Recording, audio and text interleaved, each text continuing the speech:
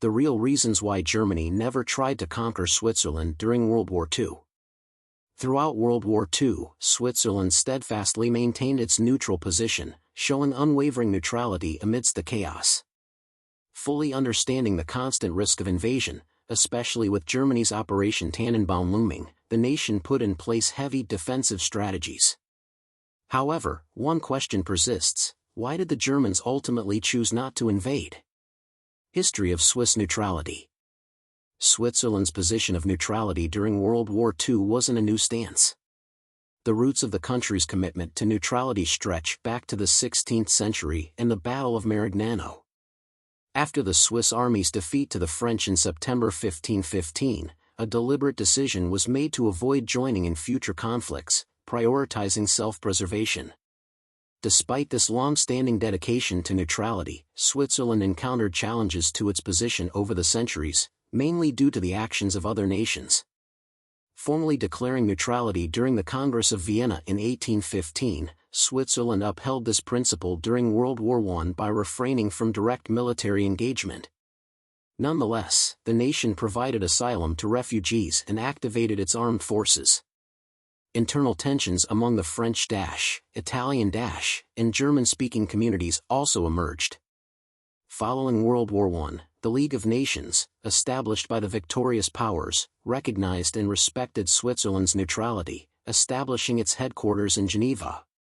A promise from Germany to Switzerland. Switzerland's neutrality appeared secure during the rapid ascent of the Führer, who guaranteed that their status would be honored.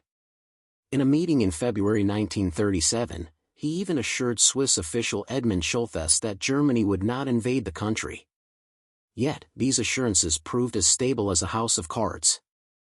Throughout the war, Germany quickly took control of neighboring nations. Denmark, Luxembourg, the Netherlands, Poland, Norway and Belgium were all occupied. Fully aware of Germany's brutal strategies, Switzerland chose to proceed with caution and mobilized its military.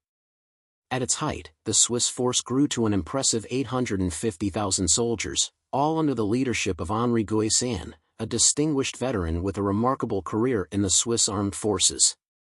Guesclin led the National Redoubt strategy, a defensive plan that called for the deployment of 3 mountain brigades and 8 infantry divisions. These troops underwent intense training that mirrored the harsh battles occurring across Europe. The strategy, in the event of an invasion, was for the Swiss government to relocate to the Alps, thereby safeguarding both territory and political authority. The planning of Operation Tannenbaum. Despite the Führer's assurances to Switzerland, the nation firmly upheld its commitment to complete neutrality. This defiance angered the German government, leading to plans for a potential invasion. The Führer, with disdain, told Italian Prime Minister Benito Mussolini, "Switzerland possesses the most disgusting and miserable people and political system. The Swiss are the mortal enemies of the new Germany." The plan was given the codename Operation Tannenbaum. According to the plan, a segment of the Wehrmacht, stationed in central France with 2 million soldiers, was to advance towards Switzerland. Italian involvement was also part of the strategy. While the German forces aimed at seizing control of Geneva and Lucerne, the Italian army would invade the Alps, with both countries dividing Switzerland between them. Given the substantial military strength involved, Italy and Germany could have easily occupied Switzerland. However, for reasons that remain unclear, Operation Tannenbaum was never implemented. Why didn't the Germans move forward with Operation Tannenbaum? Germany's defeat in World War II, along with the Führer's death, eliminated any chance to understand the reasons behind the abandonment of Operation Tannenbaum. Consequently, historians have relied on theories to explain this decision.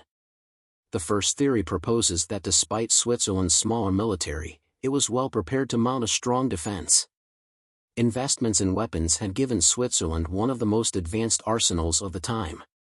The country's geographical features, including its landlocked borders, lack of navigable waterways, and rugged mountainous terrain, ideal for skiing but challenging for military operations, made occupation less than appealing. The second theory posits that Germany found Switzerland's neutral stance advantageous, using the country to launder stolen gold. Furthermore, Swiss authorities offered a potential refuge for German officials if the war turned unfavorable. Switzerland remains neutral to this day. Despite the challenges, Switzerland managed to stay neutral during the whole of the Second World War.